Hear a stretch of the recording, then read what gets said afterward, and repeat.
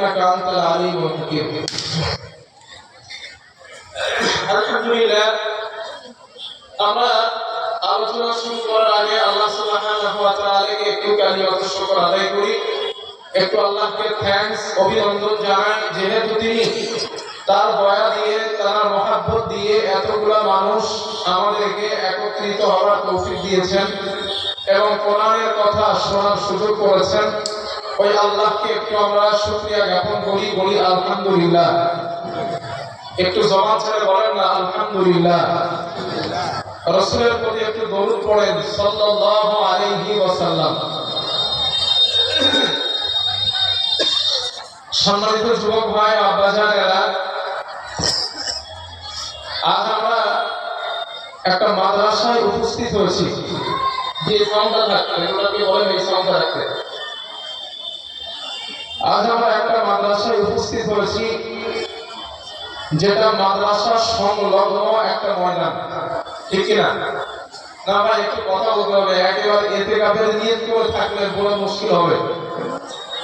এতটা মানুষ, যদি আপনারা আমার সঙ্গে একটু মত বিনিময় করেন, আপনারা আমার সাথে একটু কথা কথন করেন, তো আমার আলোচনাটা বোঝাতে সুবিধা হবে। কথা বুঝে আসছে না? আচ্ছা, আপনারা বলুন তো, আপনারা কি আমার কথা কি স্পষ্ট বুঝতে পারছেন? ইনশাআল্লাহ। তাহলে আপনারা একটু আমাকে হেল্প করেন, কারণ আমি বক্তা, আমি একা যদি বলতে যাই আর আপনারা শ্রোতা শুধু শুনতেই থাকেন, কন্টিনিউশন না করেন, বক্তার সঙ্গে তো তার আলোচনা করাটা একটু কঠিন হয়ে যাবে।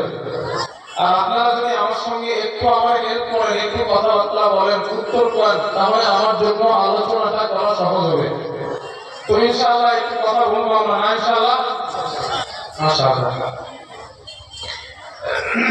তো আমরা আজ একটা মাদ্রাসা কেন্দ্রিক একটা জলসা এসেছি। তো আমি মনে করছি যে আজ মাদ্রাসা নিয়ে কথা বলি ইনশাআল্লাহ, কারণ আমি দেখতে পেলাম আপনারা অনেক টাকা এই মাদ্রাসায় দান করেছেন।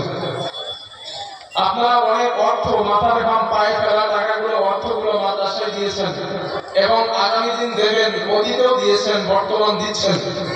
তো এই যে আপনারা দান করছেন, সাদকা করছেন, যাকাতের টাকাগুলো মাদ্রাসায় দিচ্ছেন এবং এই মাদ্রাসাটাকে ডেভেলপ করার জন্য যত প্রকার চেষ্টা প্রচেষ্টা সবগুলো আপনারা করতেছেন।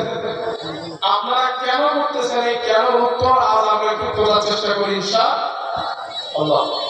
আমরা একটু খোঁজার চেষ্টা করি যে আমরা এগুলো কেন করছি। আমাদের মাদ্রাসায় দান করি এবং সমাজে মাদ্রাসাগুলো প্রতিষ্ঠিত থাকা কেন দরকার, সমাজে মাদ্রাসার কেন প্রয়োজন, এটা আমাদের একটু জানতে হবে। কারণ মাদ্রাসার প্রতি যদি আমাদের মহব্বত, প্রেম, প্রীতি, স্নেহ, ভালোবাসা এগুলা যদি মাদ্রাসার প্রতি আমাদের না থাকে, আগামী দিন মাদ্রাসাগুলো ডেভেলপ হওয়া ছাড়া, ডেভেলপ হওয়া যেমন তেমন, মাদ্রাসাগুলো রসা তলে যাবে। আর মাদ্রাসা যদি রসা তলে যায়, পৃথিবীতে ইসলাম বলে কিছুই থাকবে না। কথা বুঝতেছেন আমার? যদি মাদ্রাসা সমাজ থেকে রসা তলে যায়, পৃথিবীতে ইসলাম বলে কিছুই থাকবে না। কারণ মুহাম্মদ সাল্লাল্লাহু আলাইহি ওয়াসাল্লাম চলে গেছেন ১৫০০ বছর আগে।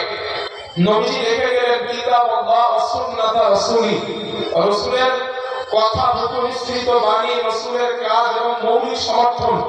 আর আল্লাহ দেওয়া কোরআন পৃথিবীতে নবী রেখে চলে গেলেন। এইগুলা কিয়ামত পর্যন্ত প্রতিষ্ঠিত করার দায়িত্ব হলো সমাজের আলেমদের, ঠিক না?